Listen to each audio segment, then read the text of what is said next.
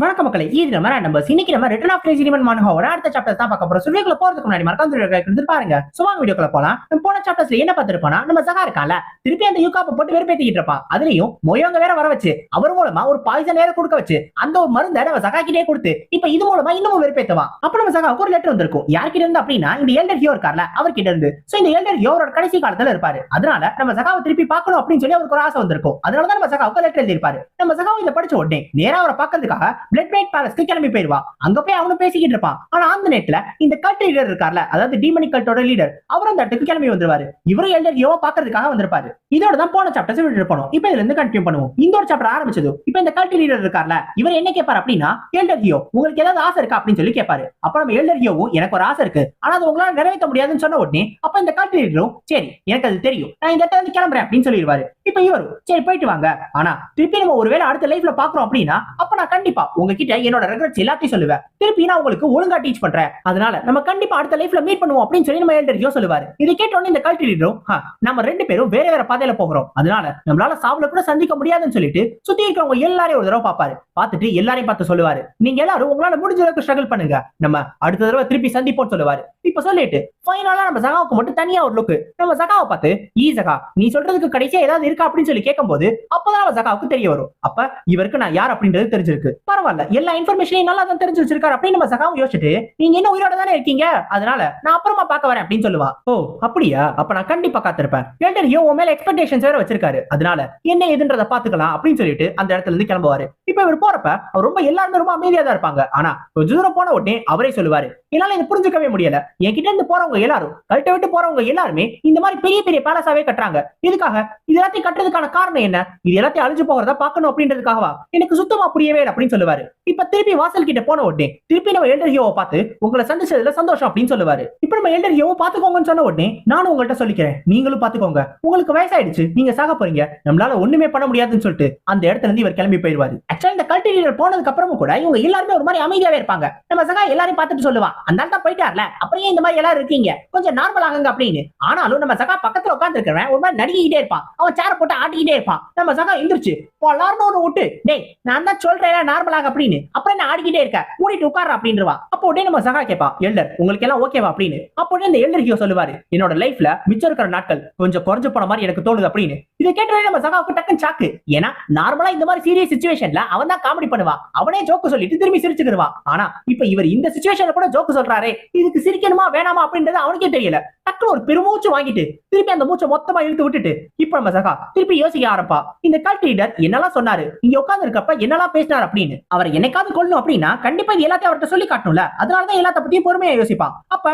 நம்ம சகாவுக்கு ஃபர்ஸ்ட் தெரிய இந்த விஷயம் என்ன அப்படின்னா, அவர் இந்த ஒரு பாயிண்ட பொறுத்த வரைக்கும் இன்னமும் ஹெவன்லி போல உருவாக்கல. சோ அது ஒரு நல்ல விஷயம் தான். ரெண்டாவது, அவர் ஐசோலேஷன் ட்ரைனிங் அடிக்கடி போயிட்டே இருக்காரு. இதுக்கான காரணம் என்ன அப்படின்றது நம்ம சகாவுக்கு தெரியல. ஒண்ணு, அவரோட மார்ஷியல் ஆர்ட்ஸ் இன்கம்ப்ளீட்டா இருக்கணும், இல்ல அவரோட மார்ஷியல் ஆர்ட்ஸ்ல ஒவ்வொரு தடவையும் அவர் புதுசா ஏதாவது கத்துக்கணும். அது மட்டும் இல்லாம இந்த யோங் தான் அந்த எல்டர் ஹியோவோட கடைசி டிசிபிள் அப்படின்றது அவருக்கு தெளிவா தெரிஞ்சிருக்கு. அப்ப தன்னை பத்தின இன்ஃபர்மேஷனும் இருக்கும் அப்படின்னு சொல்லி நம்ம சகா யோசிப்பான். இது மட்டும் இல்லாம இவர் இந்த பிளட் நைட் பேலஸ் மாஸ்டர் கிட்ட உங்களோட ஹஸ்பண்ட நான் தான் கொண்டேன் அப்படின்னு மென்ஷன் பண்ணும்போது அவர்கிட்ட ஒரு சின்ன குற்ற உணர்ச்சி கூட இல்ல. அப்படின்னா ஏற்கனவே அவரோட ஹியூமனிட்டி கொஞ்சம் கொஞ்சமா குறைய ஆரம்பிச்சிருச்சு, இப்ப ரொம்ப தின்னாதான் இருக்கு அப்படின்னு அர்த்தம். இப்ப இது மூலமா நம்ம சகாவுக்கு தெரிய வருது என்ன அப்படின்னா, இவர் ரொம்ப ரொம்ப ஷார்ப்பான ஒரு ஆளு, ரொம்ப ரொம்ப குயிக்கான ஒரு இன்ட்யூஷன் வச்சிருப்பாரு. அதே மாதிரி அவரோட மார்ஷியல் ஆர்ட்ஸ் பெர்ஃபெக்ட் பண்ணணும் அப்படின்னு சொல்லி யோசிச்சுக்கிட்டே இருக்காரு, அதுக்காக ட்ரைனிங் எடுத்துக்கிட்டே இருக்காரு. இப்ப நம்ம சகா அந்த ஒரு கேள்வியை கேட்பா, ஆமா கல்ட் லீடர் எதுக்காக அடிக்கடி ஐசோலேஷன் ட்ரைனிங்க்கு போறாரு அப்படின்னு. அப்ப நம்ம பேலஸ் மாஸ்டர் தான் சொல்லுவாங்க, ஆக்சுவலா கல்ட் லீடரா யார் மாறுறாங்களோ அவங்களுக்கும் தனியா ஒரு மார்ஷியல் ஆர்ட்ஸ் கிடைக்குமா, அந்த ஒரு மார்ஷியல் ஆர்ட்ஸ் அவங்க கல்ட் லீடரா மாறினதுக்கு அப்புறம் தான் ட்ரைனிங் எடுத்துக்க ஆரம்பிப்பாங்க. சோ அவங்க ட்ரைனிங் எடுத்துக்க ஆரம்பிச்சதுக்கு அப்புறம் அதுல அவங்க மாஸ்டர் பண்ணணும் அப்படின்னா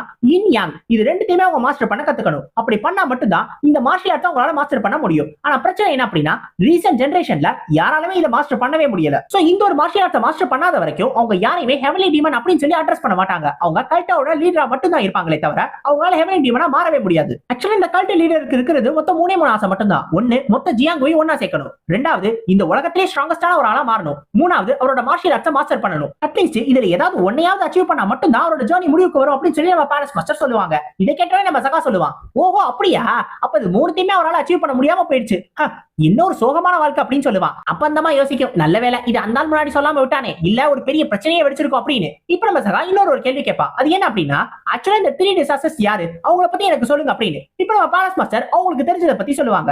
ஆக்சுவலா இந்த கல்ட் லீடர் இருக்கார்ல, அவர் கல்ட் லீடரா மாறதுக்கு முன்னாடி ஒரு பெரிய கிளானையே மொத்தமா அழிச்சிருக்காரு. அந்த கிளான்ல இருந்து அவங்க எல்லாரையும் அழிச்சது மட்டும் இல்லாம அந்த கிளானை சேர்ந்த ஒரு 5 பேருக்கு இந்த டீமனி கல்ட்ல இருக்க ஒரு சில ஆட்களை தெரிய வந்திருக்கு. சோ அவங்க எல்லாரையும் மிரட்டி அவங்க யாருன்றதை கண்டுபிடிச்சு அவங்க எல்லாரையும் டார்ச்சர் பண்ணி கொண்டிருக்காரு. அதுவும் அவங்க கல்ட் ஆளுங்களே கொண்டிருக்காரு. இதனாலேயே நமக்கு எல்டர் ஹியோ நம்ம ஸ்வாட் டீமன் இவங்க 2 பேருமே சொல்லியிருக்காங்க, இந்த லெவலுக்கு நீங்க போகணுமா, இவ்வளவு பண்ணணுமா அப்படின்னு. அப்பதான் இந்த இன்ஃபர்மேஷன் எல்லாம் தெரிஞ்சு மக்கள் எல்லாரும் சொல்ல ஆரம்பிச்சிருக்காங்க, டீமனிக் பார்த்து சேர்ந்த ஒரு டிசாஸ்டர் அப்படின்னு. அதாவது இந்த கல்ட் லீடர் தான் முதல் டிசாஸ்டர். அவர் முன்னாடியே மனுஷ மாதிரி நடந்துக்க மாட்டாரு. இப்ப நம்ம எல்டர் ஹியோ ஸ்வாட் டீமன் இவங்க 2 பேரையும் கொல்லாம விட்டு வச்சிருக்காரு. அதுவும் இல்லாம ஐசோலேட்டட் ட்ரைனிங்க்கு போயிட்டே இருக்காரு அப்படின்னா அவரு அந்த ஒரு சின்ன கன்சைன்ஸா வச்சிருக்காரு. இவங்க 2 பேர் மேலே ஒரு சின்ன மரியாதை இருக்கு. அதனால மட்டும்தான் இன்ன வரைக்கும் இவங்க எல்லாரும் விட்டு வச்சிருக்காரு. இல்ல இவங்களையும் கொண்டுட்டார் அப்படின்னா அதுக்கப்புறம் ஒரு மிருகமா மாறிடுவாரு. யாராலையும் அவரை தடுக்கவே முடியாது. அடுத்து எல்டர் ஹியோ சொல்லுவாரு, ஆக்சுவலா அவர் சண்டை போட்டது கல்ட் லீடர் கூட கிடையாதா, அவர் உண்மையிலே சண்டை போட்டது ஹெவன்லி ஈவில் கூடயா. அவர் சண்டை போட்டான்னு கூட சொல்ல முடியாதா, ஜஸ்ட் அடி வாங்கினாரு, அதுக்கப்புறம் எப்படியோ உயிர் படைச்சிட்டாரு அப்படிதான் சொல்லுமா. இப்ப இதை கேட்ட உடனே நம்ம சகாவும் கேட்பா, இந்த ஹெவன்லி ஈவல்னா என்ன,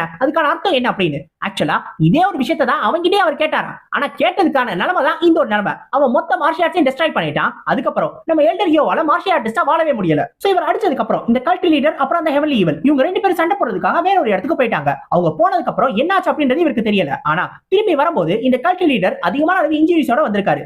எக்ஸாக்ட்டா என்ன நடந்துச்சு அப்படின்றது தெரியலனாலுமே அப்ப அவருக்கு தெரிய வந்ததுலாம் ஒண்ணே ஒண்ணு மட்டும்தான், இந்த 3 டிசாஸ்டரும் ஒன்னா சந்திச்சிருக்காங்க, ஒன்னா சண்டை போட்டிருக்காங்க. ஆனா இவங்களுக்குள்ள யாரு ஸ்ட்ராங்கஸ்ட் அப்படின்றத முடிவு பண்ணவே முடியல. ஆக்சுவலா நம்ம சகாவுக்கு ஆரம்பத்திலே ஒரு சந்தேகம் வந்துச்சு, இவங்க 3 பேர் சண்டை போட்டுருவாங்களோ அப்படின்னு. இப்ப கன்ஃபார்மே பண்ணிட்டா, இந்த 3 டிசாஸ்டர் ஒன்னா சண்டை போட்டிருக்காங்க. ஆனா அவங்களுக்குள்ள யார் ஸ்ட்ராங்கஸ்ட் அப்படின்றத முடிவு பண்ண முடியாம போயிடுச்சு. அப்ப நம்ம பேலஸ் மாஸ்டர் சொல்லுவாங்க, ஆக்சுவலா நம்ம கல்ட் லீடர் இந்த அளவுக்கு ஹியூமனிட்டியை இழந்து இருக்காரு அப்படின்னா அப்ப மிச்சம் இருக்கிற 2 டிசாஸ்டரும் அதே மாதிரி தான் இருப்பாங்க. அவங்களுமே ஒரு மாதிரி இம்மோர்டலா இருக்கலாம், இல்ல ஈவில் காடா இருக்கலாம், எப்படி வேணாலும் மாறி இருக்கலாம். அவங்க கெட்டவங்களா இருக்கிறதுக்கு கூட நிறைய வாய்ப்பு இருக்கு அப்படின்னு சொல்லுவாங்க. இப்ப இதெல்லாம் கேட்ட உடனே அப்பதான் சகா ஒரு முடிவு பண்ணுவான். ஆக்சுவலா நம்ம சகா அவனுமே ஆரம்பத்துல இருக்கிறதே ஸ்ட்ராங்கஸ்டான ஒரு ஆளா மாறணும் அப்படின்னு சொல்லி தான் யோசிச்சுட்டு இருந்தான். ஆனா இப்போதைக்கு அது எல்லாத்தையும் அவன் கொஞ்சம் ஒத்தி வைக்கணும். இப்போதைக்கு இந்த 3 டிசாஸ்டர் தான் இருக்கிறதுல ஸ்ட்ராங்கான ஆளுங்க அப்படின்றது நம்ம சகாவுக்கு தெரிய வந்துருச்சு. இவங்க 3 பேருமே மார்ஷியல் உலகத்தோட பீக்ல இருக்காங்க. சோ இவங்களை ஃபேஸ் பண்றதுக்கு முன்னாடி அதுக்கு அடுத்து கீழே இருப்பாங்கல்ல, அவங்க எல்லாரும் ஃபேஸ் பண்ணிட்டு அப்புறமா இவங்களை போய் ஃபேஸ் பண்ணலாம். இப்போதைக்கு நான் டார்கெட் வச்சு கொல்லணும் அப்படின்னு சொல்லி நம்ம சகா யோசிச்சுட்டு இருக்கா. அது மட்டும் இல்லாம தன்னோட போன லைஃப்ல கல்ட் லீடரால மொத்த ஜியாங்கோவை பிடிக்க முடியல. அதுக்கான காரணம் கண்டிப்பா மிச்சம் இருக்கிற 2 டிசாஸ்டர் இருப்பாங்கல்ல, அவங்களுமே ஸ்ட்ராங்கா எங்கேயோ ஒரு இடத்துல உயிரோட இருந்திருப்பாங்க. சோ அதனால மட்டும்தான் மொத்த ஜியாங்கோவை யுனைட் பண்ண வேணாம் அப்படின்னு சொல்லி அவர் யோசிச்சிருப்பாரு. ஏன்னா அப்படி அவர் ட்ரை பண்ணாருன்னா மத்தவங்க 2 பேர் சண்டை போட வருவாங்கல்ல, அதை யோசிச்சு தான் பண்ணிருப்பாரு. ஆனா ஒருவேளை அவரோட போன லைஃப்ல அவர் மட்டும் ஹெவன்லி பவர் எடுத்திருந்தார் அப்படின்னா அப்ப என்ன இருக்கும் அப்படின்னு சொல்லி நம்ம சகா யோசிப்பா. ஆனா அப்படி நடக்காம போனதுக்கு ஒரே ஒரு காரணம் நம்ம சகா மட்டும்தான். நம்ம சகா தான் அவர் விருப்பத்தை நோடுறதுக்காக சாப்பிட்டான். ஆனா நம்ம சகா என்ன தெரியுமா சொல்லுவான், அவர்கிட்ட இருந்து நான் இதை புடுங்கி மொத்த ஜியாங்கோவை காப்பாத்தி இருக்கேன். அப்ப இவங்க எல்லாரும் உயிரோட இருக்கிறதுக்கு நான் ஒருத்தன் தான் காரணம், அதுதான் நான் அப்படின்ற மாதிரி நம்ம சகா ரொம்ப பெருமையோட யோசிச்சுக்கிட்டு இருப்பான். இவன தானாவே சிரிக்கிற அப்படின்னு சொல்லி அவங்க ஒரு மாதிரி பாப்பாங்க. இருந்தாலும் நம்ம சகாவுக்கு அதை பத்தி எல்லாம் கவலை கிடையாது. இப்போ நம்ம சகா திருப்பி எல்டர் ஹியோவை பார்த்து சொல்லுவா, நீங்க ஏற்கனவே ரொம்ப டயர்டா இருக்கீங்க, அதனால நீங்க கொஞ்சம் நேரம் போய் ரெஸ்ட் எடுங்க அப்படின்னு. நம்ம யோங் வந்து கூட்டிட்டு போனதுனால அவர் அந்த இடத்துல இருந்து கிளம்பிடுவாரு. இப்போ இவர் போனதுக்கு அப்புறம் பேலஸ் மாஸ்டர் கூட தனியா பேசணும் அப்படின்னு நம்ம சகா சொல்லுவா. அவங்களும் மத்தவங்க எல்லாரையும் அனுப்பின உடனே இப்ப நம்ம சகா கேட்பா, இப்போ நீங்க என்ன பண்ண போறீங்க, ஏன்னா இந்த கல்ட் லீடருக்கு நீங்க என்னெல்லாம் பண்றீங்க, நீங்க என்னெல்லாம் மூவ் பண்றீங்க அப்படின்றது நல்லாவே தெரியுது. அவருக்கு இங்கேயே யாரோ ஸ்பை இருக்காங்க, அதனால மட்டும்தான் உங்களோட நியூஸ் எல்லாமே அவருக்கு போயிட்டே இருக்கு. அப்படின்னா நீங்க எங்க போனாலும் கண்டிப்பா நீங்க எங்க போனாலும் கண்டுபிடிச்சிருவாரு. அப்போ உங்களால என்ன பண்ண முடியும் அப்படின்னு சொல்லி கேட்பா. இப்ப அந்த பேலஸ் மாஸ்டர் என்ன சொல்லுவாங்க அப்படின்னா, என்னால எதுவும் பண்ண முடியாது, இப்போதைக்கு அவரை தடுக்க முடியாது. ஒருவேளை டைம் வந்துச்சு அப்படின்னா சண்டை போட்டு சாகுறதா ஒரே ஒரு வழி அப்படின்னு சொல்லுவாங்க.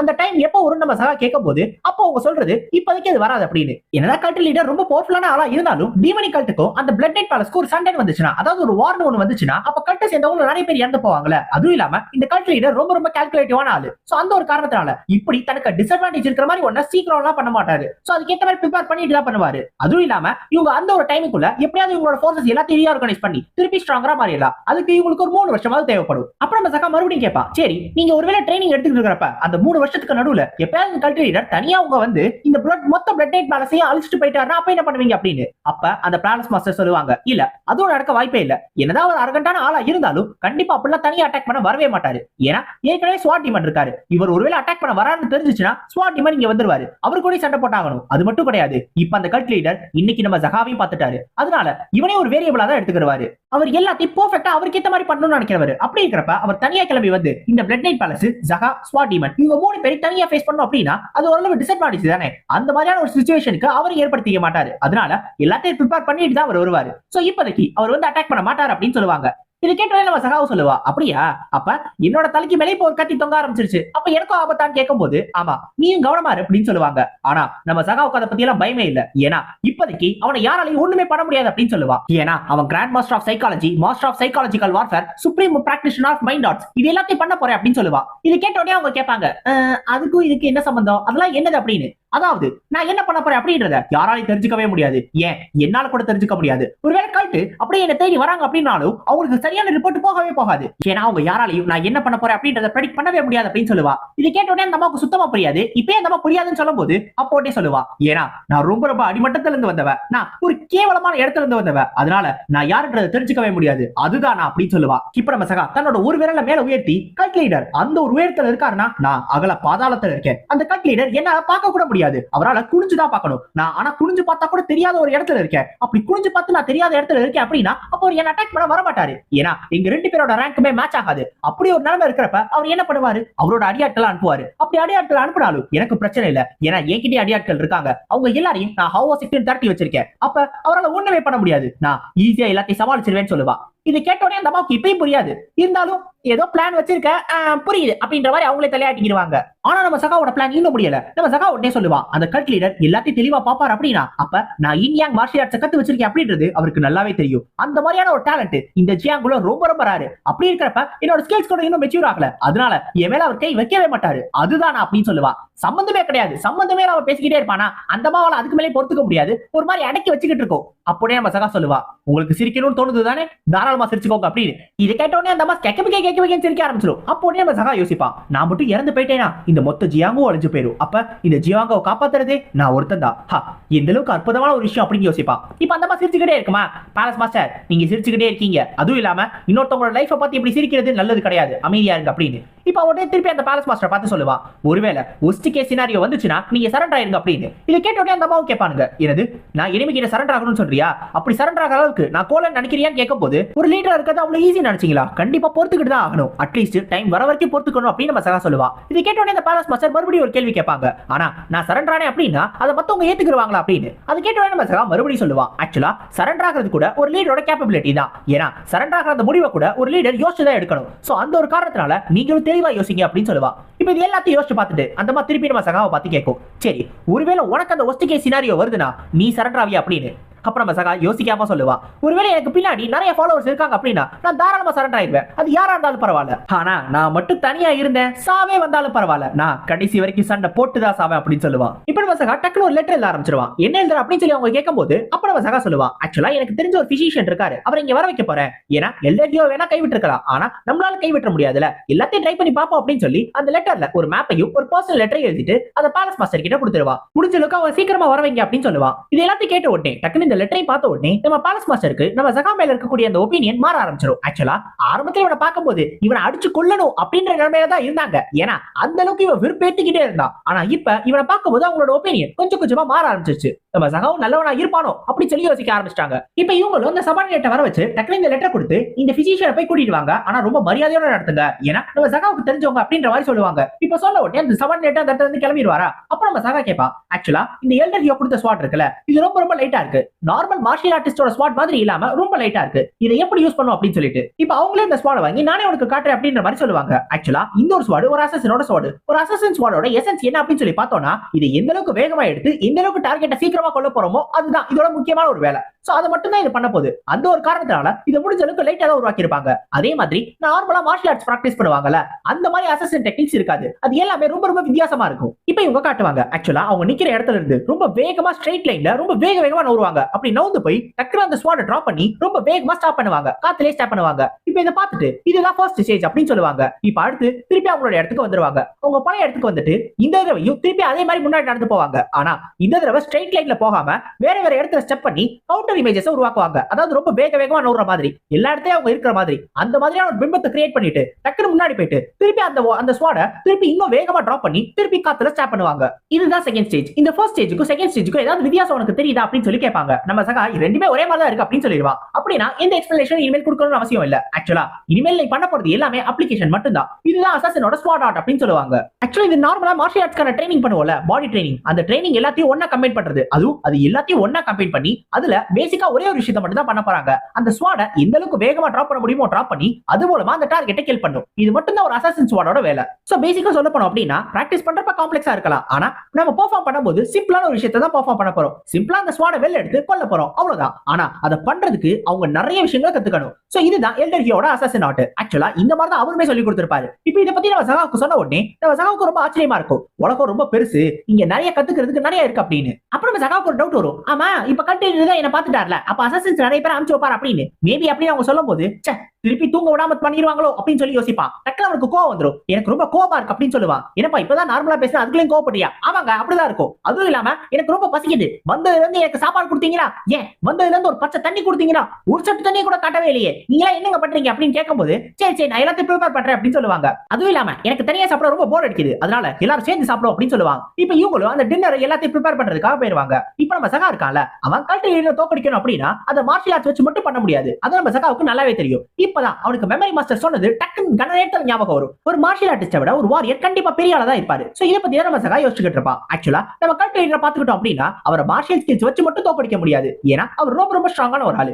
ஏன் மார்ஷியல் ஸ்ட்ரென்த் வச்சு பார்த்தோம்னா நம்ம சகாவா இருக்கட்டும், ஸ்வாட் டீமனா இருக்கட்டும், பேலஸ் மாஸ்டரா இருக்கட்டும், ஆலியன்ஸ் லீடரா இருக்கட்டும், இவங்க எல்லாருமே நம்ம கல்ட் லீடருக்கு கொஞ்சம் கம்மியா தான் இருப்பாங்க. ஏன்னா அவரோட அந்த மார்ஷியல் ஸ்ட்ரென்த் ரொம்ப ரொம்ப அதிகம். சோ அப்படி பாக்குறப்ப அவர் மார்ஷியல் ஸ்ட்ரென்த் வச்சு தோக்கடிக்க முடியாது. நமக்கு வேற ஏதாவது வேணும், வேற ஏதாவது ஒரு வழியில தான் நம்ம சகா தோக்கடிக்கணும். அப்படி பார்த்தோம்னா நம்ம கல்ட் லீடர் இருக்கிறதே ஒரு ஈவலான ஆளு, அவர் ஒரு ஈவலான வாழ்க்கையை வாழ்ந்திருக்காரு. அப்ப அவரை தோக்கடிக்கணும் அப்படின்னா நம்ம சகா இருக்கிறதே ஒரு நேர்மையான வாழ்க்கையை வாழணும், அதாவது ஒரு வாரியரா மாறணும், ஒரு ஹீரோவா மாறணும். இத பத்தி நம்ம சகா யோசிச்ச உடனே நம்ம சகாவுக்கு சிரிப்பு வரும். ஏன் அப்படின்னா அவன் வாரியரா மாறதா இருக்கிறதே போன லைஃப்ல கிரேசி டிமன் பட்டம் வாங்கி மொத்த மக்களுக்கு பிடிக்காத ஒரு ஆளா இருந்தா, பப்ளிக் எனிமியா இருந்தா, அப்படி இருக்கிறப்ப இவன் வாரியரா மாறினா போற வர நாய் கூட இவனை பார்த்து சிரிக்கும். ஏன் நம்ம சகாவே சிரிப்பான். திரும்பி இவங்க எல்லாரும் ஒண்ணா உட்கார்ந்து சாப்பிட்டுட்டு இருக்கப்ப நம்ம சகா இவங்க எல்லாருக்கிட்டையும் ஒரு ஐடியா சொல்லுவான். அது என்ன அப்படின்னா நீங்க உங்க பேலஸோட கேட்ஸ் எல்லாத்தையும் ஓபன் பண்ணிருங்க அப்படின்னு. அதாவது நீங்க இனிமேல் ஜியாங்கோ கூட இன்டராக்ட் பண்ண ஆரம்பிச்சிருங்க. இவங்க இத்தனால ஒரு க்ளோஸ்ட் செட் மாதிரி இருந்தாங்க, எல்லா இடத்துல இருந்து மறைஞ்சு மறைஞ்சு வாழ்ந்துகிட்டு இருந்தாங்க. சோ இனிமேல் அந்த மாதிரி இல்லாம ஓபனா வந்து எல்லாரும் கூட பேச ஆரம்பிச்சிருங்க, எல்லாரும் கூட இன்டராக்ட் பண்ணுங்க அப்படின்னு சொல்லுவான். அப்புறம் நம்ம பேலஸ் மாஸ்டருக்கு ஒரு டவுட் வரும். என்ன இருந்தாலும் இவங்க கல்ட்டை விட்டு பிரிஞ்சு வந்தவங்க, அப்படி இருக்கிறப்ப இவங்க கூட யார் வந்து சேருவாங்க அப்படின்னு. அப்புறம் நம்ம சகா சொல்லுவான், நீங்க சாவறதுக்கு ட்ரை பண்ணி பாக்குறது எவ்வளவு மேல், நீங்க எல்லா ஆப்ஷன்ஸையும் ஓபன்ல வைங்க, யாராவது ஒருத்தவங்க வந்து சேர்ந்துக்குவாங்க. அது மட்டும் இல்லாம இவங்க செக்டர்ல ஏற்கனவே நிறைய ஸ்பைஸ் இருக்காங்க. சோ முடிஞ்ச அளவுக்கு இவங்க அவங்களோட ஸ்ட்ரென்த் சீக்கிரமா இன்க்ரீஸ் பண்ணும், அதனால கெஸ்ட கூட இன்வைட் பண்ணுங்க அப்படின்னு சொல்லுவான். யார் மாதிரி அப்படின்னு சொல்லி கேட்கும்போது ஃபர்ஸ்ட் அவனோட செக்டர் சொல்லுவான். அதாவது ஆவோ செக்டர் அபிஷியலா இன்வைட் பண்ணுங்க, அதுக்கு அடுத்து மாங்க் கிளான், அதுக்கு அடுத்து ஸ்வாட் டீமன், அதுக்கு அடுத்து முரிமாலியன்ஸ். இந்த மாதிரி உங்களால முடிஞ்ச உங்களுக்கு தெரிஞ்ச நிறைய பேர் இந்த மாதிரி இன்வைட் பண்ணிக்கிட்டே இருங்க. என்ன காரணத்தை சொல்லி உங்க எல்லாரும் கூப்பிடுறது அப்படின்னு அவங்க கேட்கும்போது அப்ப நம்ம சகா சொல்லுவான், பிளாக் ஃபேக்ஷனுக்கு எதிராக ஒரு போர் தொடுக்க போறேன்னு சொல்லுங்க, கல்ட்டை விட்டு மொத்தமா விலகுறேன் அப்படின்னு சொல்லுங்க. நீங்க எல்லார்கிட்டயும் ஹெல்ப் கேட்க போறீங்க. முக்கியமா நீங்க எல்லாரும் ஹெல்ப் கேட்கறீங்க அப்படின்றது அவங்களுக்கு புரியணும். அதே மாதிரி பிரெட் நைட் பேலஸ் இந்த ஒரு பேரை நீங்க அபாண்டன் பண்ணும், அந்த ஒரு பேர் விட்டுட்டு ஒரு புது பேர் வச்சுக்கோங்க. சோ பேசிக்கா நீங்க சொல்ல போறது என்னன்னு பாத்தீங்கன்னா கல்ட் லீடர்னால உங்களுக்கு ஆபத்து இருக்கு, அதை நீங்க கண்டிப்பா உங்களுக்கு புரிய வச்சே ஆகணும். அதனால ஒருவேளை அவங்க மட்டும் உங்களுக்கு ஹெல்ப் பண்ணாம போனாங்க அப்படின்னா உங்களோட நிலைமை ரொம்ப ரொம்ப மோசமா இருக்கு. அந்த கல்ட் லீடர்னாலே நீங்க ஒரு 1-2 வருஷத்திலே மொத்தமா அழிஞ்சு போயிருவீங்க அப்படின்றத நீங்க புரிய வைக்கணும்னு சொல்லுவான். அதுல ஒரு ஹைலைட் இது எல்லாத்தையும் சொல்லும் போது அவன் வாயில அந்த சாதம் ஒட்டியே தான் இருக்கும். ஆக்சுவலா அதை எடுக்காமே இவ்வளவு ஒரு பிரைட்டான ஐடியாவை நம்ம சகா கொடுக்குறான். இப்ப இவங்க எல்லாரும் அதை பார்த்துட்டு ரொம்ப சாக்குல இருப்பாங்க. ஏன்னா அவங்க கூட இருந்துகிட்டே உங்க செக்டர் மொத்தமா அழிஞ்சு போயிடும் அப்படின்னு சொல்றான். இவனை நம்பலாமா அப்படின்ற மாதிரி யோசிச்சுட்டு இருப்பாங்க. இப்ப நம்ம சகா மறுபடியும் சொல்ல ஆரம்பா, நீங்க பேசிக்கா சர்வே ஆகணும் அப்படின்னா நீங்க பேசிதான் ஆகணும். ஆலியன்ஸ் லீடர் பாக்குறதுக்காக முரிமாலியன்ஸ்க்கு ஏதாவது ஒரு புத்திசாலியான ஒருத்தர அனுப்புங்க. ஒருவேளை அவனை ஆரம்பத்துல ஏத்துக்கலைனாலும் பரவாயில்ல, ஆலியன்ஸ் லீடரோட காலை பிடிச்சு தொங்குங்க, அவர் முடிச்ச அவரோட பேண்டை இழுங்க, அப்படியாவது அவர் ஏத்துக்கிறாருன்னு பாப்போம். ஒருவேளை அவனை துரத்திட்டாருன்னா திருப்பி இன்னொருத்தர் அனுப்புங்க, அவனையும் துரத்திட்டா திருப்பி இன்னொருத்தர் அனுப்புங்க. பெரிய பெரிய கிளான்ஸ்க்கு லெட்டர் போடுங்க, அபிஷியல்ஸ் எல்லாத்துக்கும் பெட்டிஷன் போடுங்க. ஏன் பெக்கர் செக்ட் கூட கூட பேசலாம், அதெல்லாம் பிரச்சனையே கிடையாது. என்னதான் பெக்கர்ஸ் இருந்தாலும் நீங்க அவங்கள்ட்ட பேசுறதுக்கு எந்த பிரச்சனையும் கிடையாது. ஒருவேளை ஆலியன்ஸ் லீடர் திருப்பி ஏதாவது ஒரு பிரச்சனை எல்லாரும் ஒன்னா தரட்டேன் அப்படின்னு சொன்னாருன்னா நீங்க கண்டிப்பா முன்னாடி ஓடி போகணும். அப்படி போனா மட்டும் தான் சரியா இருக்கும். ஏன் போன தடவை என்ன கூப்பிட்டப்ப நானும் அந்த மாதிரி தான் ஓட்டினேன், அது உண்மையில சந்தோஷமா இருந்துச்சு. ஏன் ஆர்த்தடாக்ஸ் செக்ட் என்ன ரொம்ப ரொம்ப நல்லா பாத்துக்கிட்டாங்க அப்படின்னு சொல்லுவான். அதாவது நல்லா பாத்துக்கிட்டாங்கன்னா இவன் அடிச்சால அவதை பத்தி தான் பேசுறான். நீங்க எல்லாருமே கிணத்துல போட்ட தவளை மாதிரி இருக்கீங்க, அதனால இந்த கிணத்தை விட்டு வெளில வந்தே ஆகணும். கல்ட் லீடர் உங்கள்ட்ட என்ன சொன்னாரு, உங்க எல்லாரும் ஸ்ட்ரகிள் பண்ண சொன்னாரு, அதனால ஸ்ட்ரகிள் பண்றதுக்கு கரெக்டான ஆளுங்க தான் அப்படின்றத நீங்க அவருக்கு காட்டியே ஆகணும். நான் எல்டர் ஹியோக்கு ப்ராமிஸ் பண்ணிருக்கேன், யாரும் உங்களை கைவிட்டாலும் நான் கண்டிப்பா உங்களை கைவிட மாட்டேன் அப்படின்னு. அதனால என்னோட உயிர் இதுல சம்மந்தப்பட்டிருக்கு, நீங்க எல்லாரும் கண்டிப்பா ஸ்ட்ரகிள் பண்ணணும். ஏன்னா நான் அவ்வளவு சீக்கிரம்லாம் செத்துற மாட்டேன், சாகிறதுக்கு எனக்கு விருப்பமே கிடையாது. ஏன்னா நான் சாவடிக்கிறதுக்கு இன்னும் நிறைய பேர் பாக்கி இருக்காங்க அப்படின்னு சொல்லுவான். இப்ப ஃபைனலா பேலஸ் மாஸ்டர் பார்த்து சொல்லுவான், இது உங்களோட பிரைட புடிச்சு தொங்கிட்டு இருக்கிறதுக்கான நேரம் கிடையாது, நீங்க சரியான ஒரு முடிவு எடுக்கிறதுக்கான நேரம் வந்துருச்சு, கொஞ்சம் பொறுமையா யோசிங்க அப்படின்னு.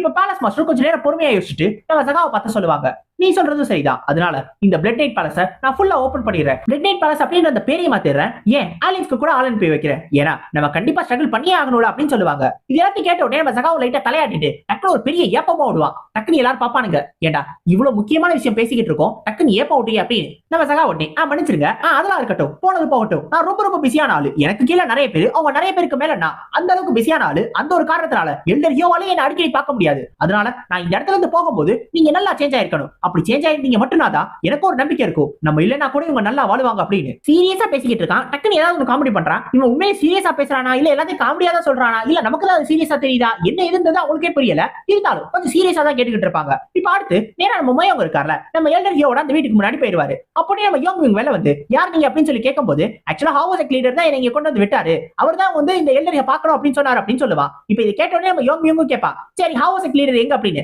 அதாவது அவர் என்ன வந்து இங்க விட்டுட்டு டக்குனு இந்த இடத்துல இருந்து போயிட்டார் அப்படின்னு. ஆக்சுவலா அந்த மோயங் வந்திருப்பாரு. வந்த உடனே இந்த சகா இருக்கால, ஓ நீங்க வந்துட்டீங்களா, சீக்கிரம் வாங்க அப்படின்னு சொல்லி இவர் கையை பிடிச்சி தரத்தர இழுத்துட்டு வந்து நேரா இந்த இடத்துல விட்டுட்டு சரி பாத்துக்கோன்னு சொல்லிட்டு ஒட்டே டாடா காமிச்சிட்டு போயிட்டான். அப்ப நம்ம எல்டர் யோ உள்ள கூப்பிடுவாரு. அப்ப இவர் உள்ள போயிட்டு தான் யார் அப்படின்றத இன்ட்ரோடியூஸ் பண்ணிட்டு போய் உட்கார்ந்து உங்களோட வயசு என்ன அப்படின்னு சொல்லி கேட்பாரு. அப்ப நம்ம எல்டர் யோ சொல்லுவாரு, எனக்கு 111 வயசு ஆகுது அப்படின்னு. ஆக்சுவலா இவரை பார்த்த உடனே 70 வயசுன்னு யோசிச்சாரா, ஆனா 40 வயசு வித்தியாசமா இருக்கும் அப்படின்றத அவர் எதிர்பார்க்கவே இல்ல. அந்த அளவுக்கு இவர் இளமையா இருக்காராம். அது கேட்டு நம்ம எல்டர் யோவே லைட்டா சிரிச்சிட்டு டக்குனு தன்னோட பல்ஸ் செக் பண்ணி பாக்குறதுக்காக தன்னோட கையை நீட்டுவாரு. அப்பதான் நம்ம மோயம் இவரோட கையை பார்த்துட்டு நீங்க கண்டிப்பா ஒரு ஸ்மார்ட் போனா இருந்திருக்கணும்னு நினைக்கிறேன், ஏன்னா கையில நிறைய தழும்புகள் இருக்கே அப்படின்னு சொல்லி கேட்பாரு. இது கேட்டோன்னே அப்பதான் எல்டர் யோக்கு ஒரு டவுட் வரும். அப்படின்னா நான் யாரு என்ன இதுன்னு தெரியாம தான் இங்க வந்தீங்களா அப்படின்னு. ஆக்சுவலா ஜகா இருக்கார்ல ஹவுஸ் லீடர், அவர் எனக்கு ஒரு லெட்டர் அனுப்பிச்சாரு. அந்த லெட்டர்ல நீங்க வாங்க அப்படின்னு மட்டும் தான் போட்டிருந்தாரு, வேற எதுவும் போடல. அதனால நான் கிளம்பி வந்துட்டேன் அப்படின்னு. ஓஹோ அப்ப நீங்க அவரோட சபார்டினேட் அப்படின்னு நம்ம எல்டர் யோ கேட்கும்போது இல்ல அவர் என்னோட பேஷண்ட் அப்படின்னு சொல்லுவாரு. அப்புறம் மோயம் திரும்பி கேட்பாரு, இது கண்டிப்பா ஸ்வாட்ஸ்மேனோட கையா இல்லைனாலும் ஒரு பிளேட்ஸ்மேனோட கையா இருக்கணும், ஏன்னா இது ஒரு சாதாரண ஆளோட கை மாதிரியே தெரியல அப்படின்னு. இது எல்லாத்தையும் கேட்ட உடனே நம்ம எல்டர் யோ சொல்லாம வேணாமா அப்படின்னு சொல்லி ரைட்டா யோசிச்சுட்டு தான் ஒரு ரிட்டையர்டான அசாசின் அப்படின்னு சொல்லுவாரு. இது கேட்டு நம்ம மோயம் லைட்டா ஷாக்கா இருக்கும். ஏன்னா அசாசின்றவங்க ஒருத்தவங்கள கொல்றவங்க, ஆனா ஒரு டாக்டர் இவங்க எல்லாரையும் காப்பாத்துறவர். இப்ப இவரே ஒரு கொல்றவனை காப்பாத்துறதுக்காக வந்திருக்காருல, அதனால அவருக்கு ஒரு மாதிரி ஆச்சரியமா இருக்கும். இருந்தாலும் நம்ம ஜகாய்க்கு கூப்பிட்டுருக்கோம் அப்படின்னா இவர் நல்லவரா தான் இருப்பார் அப்படின்றத புரிஞ்சுக்கிட்டு சரி அதெல்லாம் ஓகே, ஆமா நீங்க உங்களோட இன்னர் எனர்ஜி இழந்துட்டீங்க தானே அப்படின்னு சொல்லி கேட்கும்போது ஆமா அப்படின்னு தலையாட்டுவாரு. ஆக்சுவலா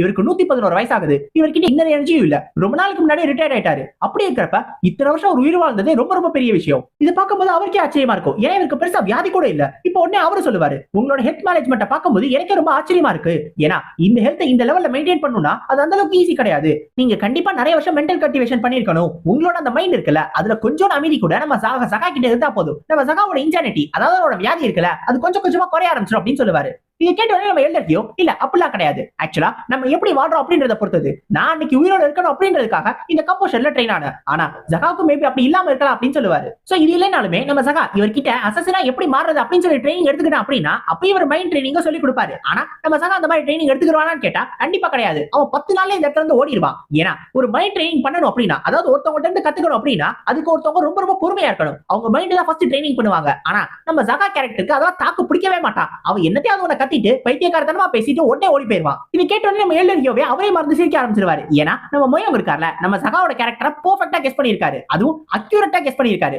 இப்போ நம்ம சகா அந்த கல்ட்ல நேர்ல பார்த்துட்டானா அடுத்து அவன் என்ன பைத்தியக்காரத்தனம் பண்ணுவான் அப்படின்றது யாருக்குமே தெரியாது. ஏன் அவனுக்கே தெரியாது. நேரா கல்ட்டுக்கே கிளம்பி போய் அவரை நல்லா விசாரிச்சு வந்தாலும் வருவான். அந்த மாதிரியான ஒரு கேரக்டர் தான் நம்ம சகா. ஆனா நம்ம சகா என்ன பண்ண போறான் அப்படின்றத நம்ம அடுத்த சாப்டர்ஸ் பார்த்து தெரிஞ்சுக்கிறோம். சோ அடுத்த சாப்டர்ஸ்ல உங்களை சந்திக்கிற வரைக்கும் சைனோரா கைஸ், அரிகத்தோ கோசாய்மஸ்.